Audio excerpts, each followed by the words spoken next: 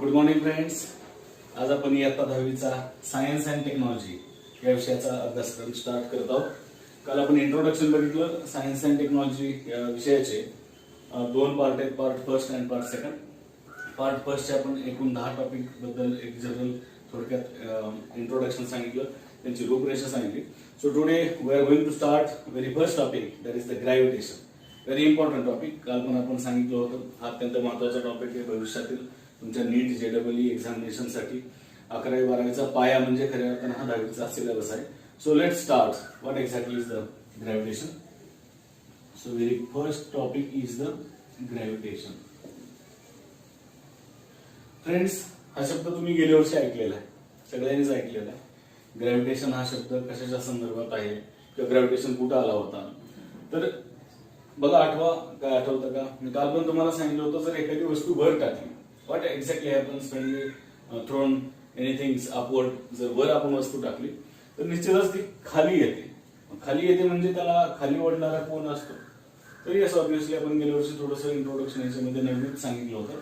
एखादी वस्तू जर वर टाकली तर त्याला खाली ओढणारा जो अट्रॅक्टिंग फोर्स आहे, त्याला जो अट्रॅक्ट करणारा फोर्स आहे, that force is nothing but the gravitational force. आणि गेल्या वर्षी आणखीन एक आपण सांगितलं होतं, gravitational force is universal force. Okay, gravitational force हा कसला फोर्स असतो? युनिव्हर्सल फोर्स असतो. What is the universal force? Universal force that means फक्त कोणत्याही दोन बॉडी जर अर्थवर असतील, नो डाऊट, कोणत्याही दोन बॉडी, सपोज एक डस्टर एक पेन आहे, त्या दोन बॉडीमध्ये निश्चित ग्रॅव्हिटेशनल फोर्स असतो, बरोबर. अगदी त्याच पद्धतीने फक्त पृथ्वीवरच्याच कोणत्याही दोन ऑब्जेक्टमध्ये तो ग्रॅव्हिटेशनल फोर्स राहत नाही. तर विश्वातल्या कोणत्या जरी दोन ऑब्जेक्ट आपण घेतल्या, विश्वातल्या कोणत्या जरी दोन ऑब्जेक्टचा विचार केला तरी तो ग्रॅव्हिटेशनल फोर्स त्यांच्यामध्ये एक्झिस्ट असतो. म्हणून ग्रॅव्हिटेशनल फोर्स इज कसला फोर्स म्हणलं? Universal force. Which type of force I am telling? Gravitational. Okay, gravitational force is universal force because it not acts only in between the two objects on the earth. फक्त पृथ्वीवरच्याच दोन कोणत्या object मध्ये force act होत नाही, तर विश्वातल्या म्हणजे अर्थ सोडून अदर प्लॅनेट घ्या, अर्थ सोडून दुसरा युरेनियस घ्या, नेपच्यून घ्या, सन घ्या, मून घ्या, या सगळ्यांचं मिळून युनिव्हर्स म्हणलं. विश्व ज्याला म्हणतो आपण, विश्वातल्या कोणत्याही दोन ऑब्जेक्ट मध्ये, पृथ्वीवरचेच असं नाही, एखादा ऑब्जेक्ट पृथ्वीवरचा असेल दुसरा बाहेरचा असेल तरी सुद्धा हा फोर्स एक्झिस्ट असतो, त्या दोन बॉडीमध्ये, त्या दोन ऑब्जेक्टमध्ये ऍक्ट होतो. That's why this gravitational force is called as an universal force. That part we have been discussed in the last lecture, in the last year, previous standard, in the 9th standard. पण मला तोच concept धरून आपल्याला पुढचा topic बघायचा आहे की gravitational force हा युनिव्हर्सल फोर्स आहे. कारण युनिव्हर्स म्हटल्या कोणत्याही दोन ऑब्जेक्ट मध्ये तो फोर्स असतो, नाही की फक्त पृथ्वीवरच्याच दोन ऑब्जेक्ट मध्ये. That is very simple. Second, मग ग्रॅव्हिटेशन म्हणलं किंवा ग्रॅव्हिटेशनल फोर्स म्हटलं की सगळ्यात पहिलं नाव आदरानं कोणत्या सायंटिस्टचं घेतलं जातं? बघा, आठवा. ग्रॅव्हिटेशनल फोर्स म्हटलं, ओके, तर कोणत्या सायंटिस्ट आठवतात? प्रत्येकाला सांगता आलं पाहिजे. जरी आपण घरून ऐकत असताल, इथं काय बसलेले असेल तरी लगेच रिप्लाय आला पाहिजे. Yes, sir Isaac Newton. सगळ्यात महत्वाचं नाव आपल्या डोळ्यासमोर जे येतं ते कुणाचं येतं? ते सर आयझॅक न्यूटन. ओके, मग न्यूटन हे एवढे थोर शास्त्रज्ञ होते की त्यांनीच खऱ्या अर्थाने सगळ्या ग्रॅव्हिटेशनल फोर्स बद्दल डिटेल्स आपल्या सगळ्या जगाला माहिती दिली. आणि मग त्यांनी जे सांगितलं की ग्रॅव्हिटेशनल फोर्स हा कसा फोर्स आहे? युनिव्हर्सल फोर्स आहे. त्याची स्टोरी काय एक्झॅक्टली आपल्याला सगळ्यांना माहिती आहे की न्यूटननी ग्रॅव्हिटेशनल फोर्सचा शोध कसा लावला, एक्झॅक्टली त्याच्या मागचं कारण काय होतं, कशा पद्धतीनं ते त्यांना हिंट्स भेटत गेल्या. तर सगळ्यात महत्वाचं we know that when that apple fall from the apple tree, okay, Newton सफरचंदाच्या झाडाखाली बसले होते आणि सफरचंद वरून खाली पडलं. मग आता जनरली तुम्ही आम्ही असतो तर काय केलं असतं की जनरली सगळीकडेच चर्चा आपण असे करतो, किंवा आपण जर असतो आणि सफरचंदाच्या झाडाखाली बसलो असतो तर आपण काय विचार केला असता?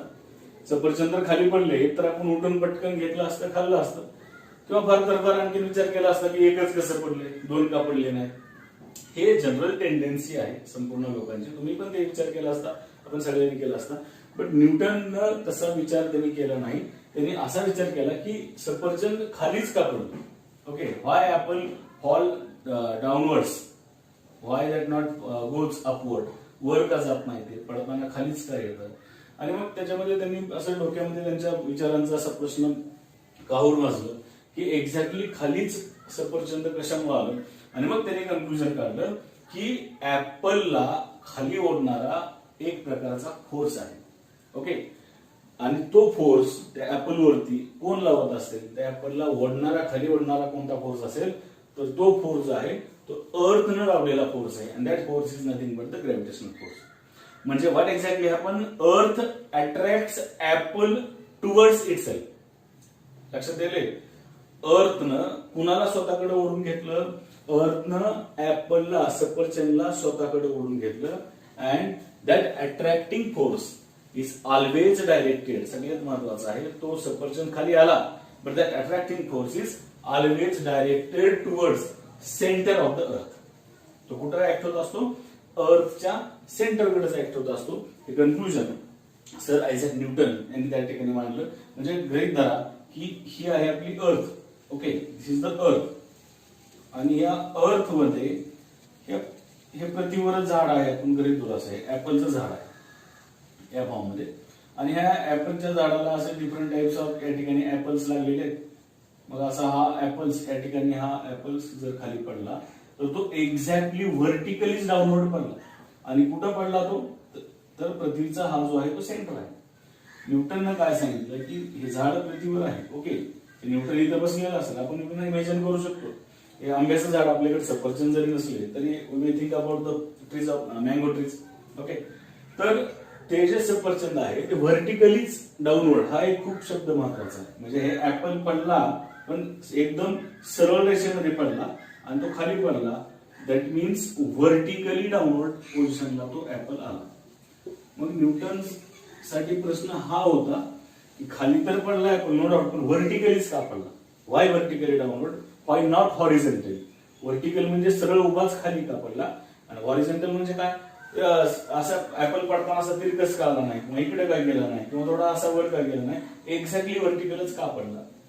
तर त्याच्यावर देखील त्याने थोडासा विचार केला आणि कन्क्लुजन सांगितलं की ज्यावेळेस ऍपल एकतर खाली का पडला, why it falls downwards, because earth attracts apple toward itself with the help of force. पृथ्वीनं ऍपलला स्वतःकडे एक प्रकारच्या फोर्सने अट्रॅक्ट केलं.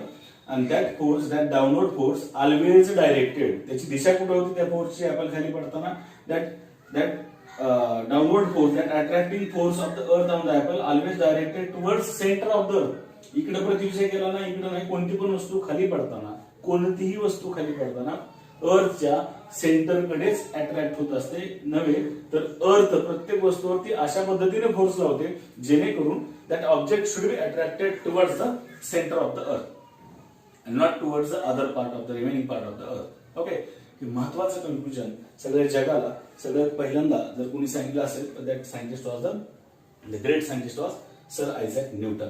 ओके, न्यूटननी हे सांगितलं की व्हर्टिकली ते डाऊनवर्ड खाली पडतो. त्यांचा प्रश्न होता की आडवा पडला नाही, सरळच उभा खाली आला. आणि सगळ्यात महत्वाचं, ज्यावेळेस ऍपल त्याच्या जागेवरून तुटतो किंवा पडताना त्याची जी पोझिशन असते तो परपेंडिक्युलरली 90 डिग्रीनं तो खाली पडतो. ओके, म्हणजे जो अँगल असतो ऍपल पडतानाचा, ऍपलच्या पोझिशनचा अर्थ सोबतचा जर अँगल काढला तर लंब ज्याला मराठीमध्ये म्हणतो किंवा परपेंडिक्युलर ज्याला म्हणतो, ऍपल खाली पडत असताना इथून हा जो अँगल आहे that always remains the 90 degree. That means ऍपलचा अँगल हा नेहमी परपेंडिक्युलर असतो अर्थच्या पोझिशनला किंवा अर्थसाठी. ऍपलची जी पोझिशन आहे त्याचा अँगल 90 डिग्री मध्येच पडताना असतो. आणि म्हणून ते ऍपल जे आहे ते व्हर्टिकली एका सरळ रेषेमध्ये उभं, आणि ते कुठं डाऊनवर्ड्स पडतं. आणि अर्थ नेहमी कोणती पण वस्तू खाली घेत असताना, त्याच्यावरती फोर्स लावत असताना याची direction always directed towards the centre of the अर्थ. That is very so simple one. So अशा पद्धतीने ग्रॅव्हिटेशनल फोर्स बद्दल सर आयझॅक न्यूटननी बऱ्याच इम्पॉर्टंट गोष्टी सांगितल्या. ग्रॅव्हिटेशनल फोर्स कसा ऍक्ट होतो, दोन कोणत्या पण वस्तूमध्ये असतो, बरोबर, कोणत्याही दोन वस्तू, समजा आपण कूलर गृहीत धरलं, एखादा स्टूल गृहीत धरला, त्या दोघांच्या मध्ये एक चेअर गृहीत धरा, हा बोर्ड गृहीत धरा, त्या दोघांच्या मध्ये ग्रॅव्हिटेशनल फोर्स असतो. पण असं बऱ्याच जणांना वाटलं की तो फोर्स फक्त पृथ्वीवरच्याच ऑब्जेक्टवर आहे का, तर नाही. आपण मगाशी सांगितलं that force may also exist between any two objects of in the universe, not only in case of the अर्थ, फक्त पृथ्वीवरच नाही तर युनिव्हर्स मध्ये कोणत्याही दोन ऑब्जेक्ट मध्ये तो ग्रॅव्हिटेशनल फोर्स असतो. That gravitational force is said to the universal force. Okay. आणि मग ते ऍपल व्हर्टिकली डाऊनवर्ड आलं एटसेट्रा. आपण ह्या सगळ्या गोष्टी पाहिल्या. तर फ्रेंड्स, मग नंतर न्यूटन्सला असे प्रश्न पडले की समजा ऍपल इथं होता म्हणून खाली आला, त्यांना दुसरा प्रश्न पडला की इथला ऍपल ह्याच्यापेक्षा वर हाईटला आहे, तो कसा आला? तर त्याच्या पण डायरेक्शन त्याने ऑब्झर्वेशन केली, डाऊनवर्डच आला. त्याने एक बॉल घेतला, बॉल प्रचंड जेवढं त्यांच्याकडे ताकद आहे तेवढ्या हाईटनं वर टाकला, म्हणजे बॉलची पोझिशन समजा वर गेली, तरी सुद्धा बॉल एक्झॅक्टली कुठं आला? खालीच आला, व्हर्टिकली डाऊनवर्डच आला. परपेंडिक्युलरचाच अँगलचं ऑब्झर्वेशन त्यांना दिसतं.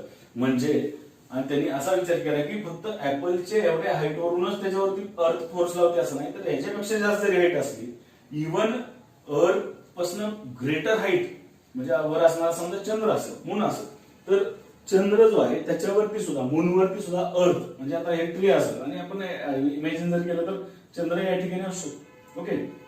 प्रचंड हाईटला आहे मून, तरी सुद्धा अर्थ that attracts moon toward itself and that attracting force is always direct towards the center of the earth. Very simple.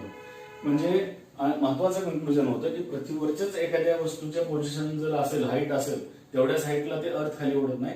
तर प्रचंड जास्त जरी हाईट असली, इव्हन प्लॅनेट जरी असला दुसरा, तर देखील अर्थचा नेहमी तोच प्रयत्न असतो की अट्रॅक्टिंग फोर्स त्या बॉडीवरती अर्थ अप्लाय करत असते. So this is very simple introduction of this topic. Gravitational force म्हणजे काय, एखादी वस्तू व्हर्टिकली डाऊनवर्डच का पडते, किती डिग्रीच्या अँगलनं पडते, तर 90 डिग्रीच्या अँगलनं पडते, परपेंडिक्युलरली पडते. ओके. आणि अर्थ फक्त काही ठराविक हाईटवरूनच त्या वस्तूवरती फोर्स लावत नाही, तर ग्रेटर जरी हाईट असेल, इव्हन मून एवढी हाईट असेल किंवा अदर प्लॅनेट असेल, earth always try to attractive force on it. नेहमी त्या दुसऱ्या वस्तूवरती पृथ्वी अट्रॅक्टिव्ह फोर्स म्हणजेच तो ग्रॅव्हिटेशनल फोर्स असतो, तो इम्प्लिमेंट करत असते. And that force always directed towards the center of the earth. Okay. So friends, this is very interesting topic. Imagination थोडंसं महत्वाचं आहे, कल्पना करत चला. आता ऍपलचं जर आपण उदाहरण सांगत असतो तर लगेच सफरचंदाचं झाड दिसलं पाहिजे. ठीक आहे, आपल्याकडे सफरचंद नाही, आंब्याचं झाड, आपण आंब्याचा सीझन आहे सध्या, ते इमॅजिन केलं पाहिजे. आंबा खाली पडताना खाली सरळ कसा पडतो, 90 डिग्रीचा अँगल असतो का, etcetera. All such imagination should be there to understand proper concept of each and every topic. मग ग्रॅव्हिटेशनल फोर्स झाला universal. Gravitational force universal force म्हटलं न्यूटन बद्दल थोडंसं आणखी बेसिक काही नॉलेज त्यांचं इंटरेस्टिंग, त्यांनी लावलेले शोध याच्याबद्दल देखील तुमच्या सिलेबस मध्ये पुस्तकामध्ये काही माहिती दिलेली आहे. तर सर आयझॅक न्यूटन हे सगळ्यात महत्वाचं 3 गोष्टींसाठी प्रामुख्याने लक्षात ठेवलं जातं. एक म्हणजे न्यूटन्स लॉज ऑफ मोशन, बरोबर. Second one is the Newton's equations of motion, आणि third one is the theory of gravity. ह्या 3 गोष्टींसाठी नेहमी न्यूटन आदरानं संपूर्ण जगाला लक्षात येतं, सगळ्या जगाच्या लक्षात येतात किंवा सगळं जग त्यांना या सगळ्या यांच्या पुस्तकातून अभ्यास करत असतं. आणि त्या पुस्तकाचं नाव त्यांनी लिहिलं ज्याच्यामध्ये ह्या 3 थिंग्स सांगितल्या. कोणत्या कोणत्या सांगितल्या? येस, 3 ज्या गोष्टी प्रामुख्याने न्यूटननी त्यांच्या प्रिन्सिपल या नावाच्या पुस्तकात लिहिल्या त्या म्हणजे कोणत्या? सगळ्या जगाला जर आज न्यूटन सगळ्यात बेसिकली कोणत्या 3 प्रामुख्याने गोष्टींमुळे ओळखत असतील तर Newton's laws of motion. Newton's laws of motion. Okay, ही first thing. Second, Newton's equations of motion. Newton's equations of motion, गतीविषयक त्यांचे समीकरण. आणि third one is the theory of gravity. Theory of gravity. Okay, ह्या 3 गोष्टी sir Isaac न्यूटननी त्यांच्या Principia या नावाच्या पुस्तकामध्ये त्यांनी या ग्रंथामध्ये या सगळ्या 3 गोष्टींचा समावेश प्रामुख्याने केलेला आहे. ओके, मग ज्यावेळेस आपण विचार करतो की ह्या 3 सगळ्या गोष्टींचं प्रिव्हियसला आपल्याला नॉलेज आहे का, या अगोदर याचा अभ्यास झालाय का, तर या सुद्धा न्यूटन्स लॉज ऑफ मोशन आपण 9वी मध्ये याचं पण शॉर्ट मध्ये इंट्रोडक्शन बघितलेलं आहे, तसं माहिती घेतलेली आहे. न्यूटनचे 3 लॉ कोणते होते. तर न्यूटन्स लॉज ऑफ मोशन कोणते लॉज, त्यातला फर्स्ट लॉ कोणता न्यूटनचा? बघा आठवतं का काय सांगा, आठवा. प्रत्येकानं ते लॉज आठवण्याचा प्रयत्न करा, सांगता आले पाहिजे. Newton's laws of motion short मध्ये पुन्हा एकदा आपण रिवाइज करतोय. What exactly is the first law? न्यूटनचा फर्स्ट लॉ काय सांगतो आपल्याला, तर त्या लॉचं आणखीन एक नाव आहे first Newton's first law of motion is also non as the law of inertia. Law of inertia, जडत्वाचा नियम ज्याला म्हणतो आपण. इनर्शिया मीन्स जडत्व. एखादी बॉडी त्याच्या जागेवरती स्थिर असते, हलत नाही, बरोबर, जोपर्यंत त्याच्यावरती फोर्स होत नाही. तर ते का हलत नाही, तर ते इनर्शिया. सो फर्स्ट लॉ न्यूटनचा काय सांगतो, every body tries to remains in it state of rest or in uniform motion. Okay, कोणती पण बॉडी तोपर्यंत स्थिर राहते किंवा त्याच्या एक समान स्पीड मध्ये राहते unless and until we act any unbalanced force on that body.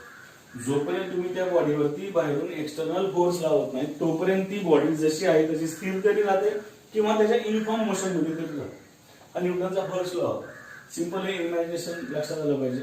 Suppose एखादा बॉल आहे, फुटबॉल आहे, आणि फुटबॉल एका कॉन्स्टंट स्पीडनं चालू, मग ती कॉन्स्टंट स्पीड तोपर्यंत कॉन्स्टंट राहील जोपर्यंत त्याच्यावरती आपण काय लावत नाही.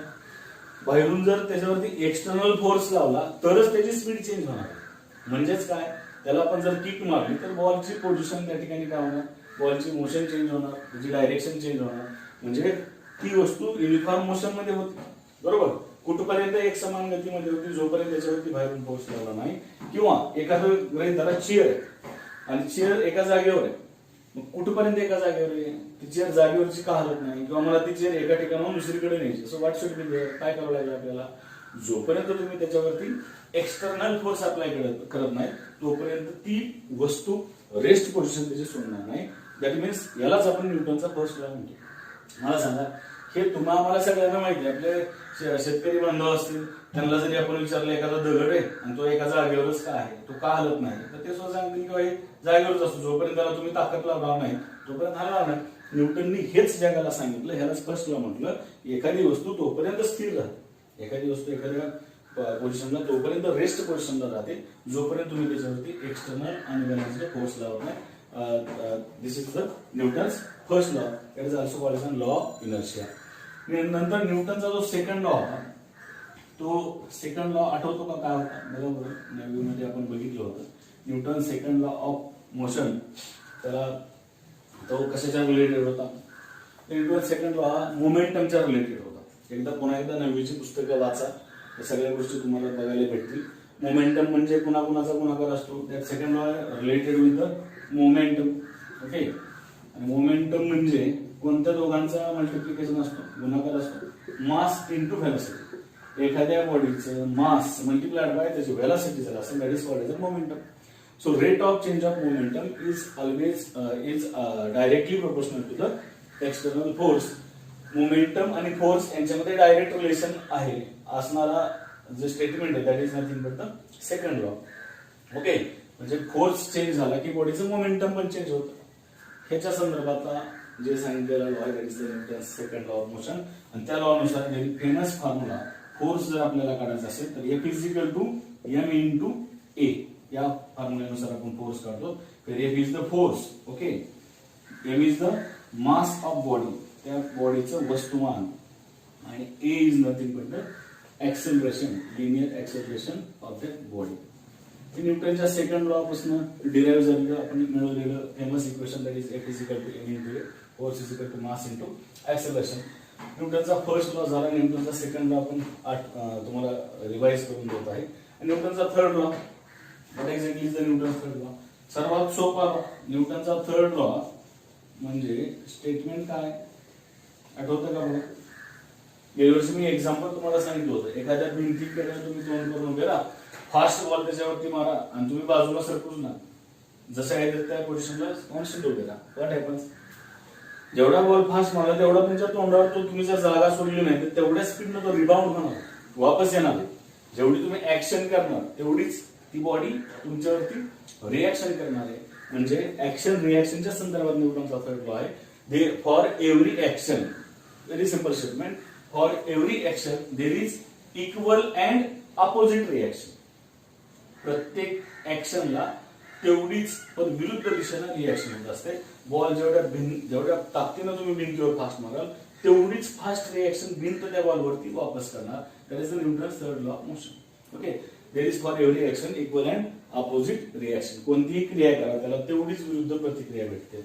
फॉर एक्झाम्पल, तुम्हाला कोणी एखाद्यानं कानाखाली ठेवून दिली, ग्रहित धरा, इमॅजिन करा, किंवा तुम्हाला भांडणं झाली तुम्हाला कोणतरी मारलं, तर तुम्ही तसं शांत बसणार आहेत का? तुम्ही पण त्यानं जर ऍक्शन केली तर तुम्ही पण हात काहीतरी उचलणार, त्याला मारणार, धरणार, काहीतरी बोलणार. That is the reaction. For every action there is equal and opposite reaction. हे डे टू डे लाईफ मध्ये सगळे घडणारे सगळे एक्झाम्पल्स आहेत. जर या सगळ्या 3 लॉचं आपण पुन्हा एकदा 9वीचे पुस्तक आपण कृपया ते व्यवस्थित जपून ठेवा. नवीन सिलेबस बदललेला आहे. हा 9वी 10वीचा जो सिलेबस बदललेला आहे हा बराच सिलेबस जुन्या जे 11वी आणि 12वी महाराष्ट्र गव्हर्नमेंटचा जो सिलेबस होता त्या 11वी 12वी मध्ये बरेच टॉपिक या 9वी 10वी मध्ये ऍड केलेले आहेत किंवा त्यांचे बरेचसे भाग याच्यामध्ये इन्क्लूड केलेले आहेत. म्हणून हे लाईटली घेऊ नका. हे पुस्तक व्यवस्थित जपून ठेवा. न्यूटनचे जे 3 लॉज आहेत ते कधी पण आपल्याला सांगता आले पाहिजेत. कारण फिजिक्स जे आहे त्या फिजिक्स मध्ये सगळे फिजिक्सचं ज्यावेळेस विषयाचं नाव घेतो त्यावेळेस न्यूटन यांच्याशिवाय फिजिक्स होऊ शकत नाही. न्यूटनने सांगितलेले सगळे लॉ आपल्याला माहित पाहिजेत. पाठ करण्यापेक्षा ते समजून सांगायला पाहिजे. बिकॉज फिजिक्स म्हणजे लक्षात घ्या भौतिकशास्त्र आहे. ओके, आणि भौतिकशास्त्र म्हणजे त्याला पाठ करून जमत नाही. तिथं भौतिक म्हणजे काय, अवतीभोवती घडणाऱ्या घटना. की ठीक आहे, आपण भिंतीवरती बॉल मारला, बॉल वापस येतो, मग हे आपल्याला माहिती आहे दररोजचं.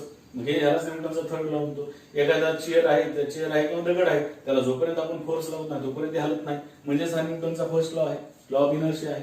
हे जोपर्यंत आपल्याला लक्षात येत नाही, त्यानुसार आपण कल्पना करत नाही, तोपर्यंत फिजिक्स सोपं आवडत नाही. आणि विद्यार्थी मुळे तिथंच चुकतात. विद्यार्थी पाठ करण्याच्या भानगडीत जातात आणि त्यात पाठ केलं की लक्षात येणे की कायम वाट लागते. म्हणून समजून पाठ करा. समजून पहिल्यांदा आर्टिकल घ्या. जर कळत नसेल तर किती पण वेळेस तुम्ही विचारा, पण अंदाज पंचे कळालं नाही आणि ब्लाइंडली पुढे जायचं असा प्रकार कृपया इथून पुढे करू नका. कारण आपल्याला भविष्यातल्या ज्या एक्झाम्स आहेत, जे काही तुम्हाला एक्झाम द्यायच्या त्या सगळ्या कॉन्सेप्ट ओरिएंटेड एक्झाम आहेत. तुम्हाला कॉन्सेप्ट क्लिअर समजला असेल तर त्याचं उत्तर आरामात लवकर काढता येईल. तुम्ही पाठांतर केलं असेल तर ते उत्तर निघणार नाही. Okay, so come towards our point. We are discussing about the topic, very interesting topic, gravitation. In that gravitation, the first point we have discussed is that the gravitational force is, yes, kasla force? Universal force, because it not acts only between the two objects on the earth, but it also acts between the any two objects in the universe. त्याच्यामुळे आपण त्याला universal gravitational force म्हटलं. नंतर आपण हे सांगितलं की ऍपलच्या संदर्भातला कन्सेप्ट होता. एखादी वस्तू झाडावरून समजा जर तुटली किंवा एखादा ऍपल जर त्या झाडावरून खाली आलं तर ते खालीच काय येतं, किंवा एखादी वस्तू वर टाकली तर ती खालीच काय येते, तर त्या वस्तूवरती कोण फोर्स लावत असतो? अर्थ एक्झर्ट्स force on that body and that force is always attractive force. तो त्याला ओढणारा फोर्स असतो and that attractive force is always directed towards the centre of earth. Okay, हा देखील मुद्दा सांगितला.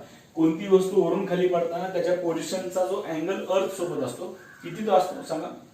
तो अँगल खाली पडताना 90 डिग्री असतो. That means that object always falls along perpendicular direction with its position towards the earth. ह्या पण आपण गोष्टी या ठिकाणी सांगितल्या. आणि नंतर मग सांगितलं की तेवढ्या हाईट, पर्टिक्युलर हाईटवरच्याच वस्तूवरती अर्थ फोर्स लावते का? असं नाही. तर किती जरी हाईट जास्त असली तरी देखील अर्थ त्याच्यावरती फोर्स ऑफ अट्रॅक्शन किंवा अट्रॅक्टिव्ह फोर्स त्याच्यावर एक्झर्ट करत असते आणि तो force always directed towards the centre of earth असतो. या देखील गोष्टी आपण सांगितल्या. न्यूटननं हे सगळं जे लिहून, सगळ्यात महत्वाचं न्यूटन बद्दल आपण जनरल माहिती घेत आहोत. आपल्या सिलेबसला ते लिहिलेलं आहे. सिलेबसला आहे म्हणून आपल्याला न्यूटन शिकायचं असं बिलकुल करू नका. दुर्दैवानं आज आमच्याकडे शिक्षण पद्धतीमध्ये तसंच आहे.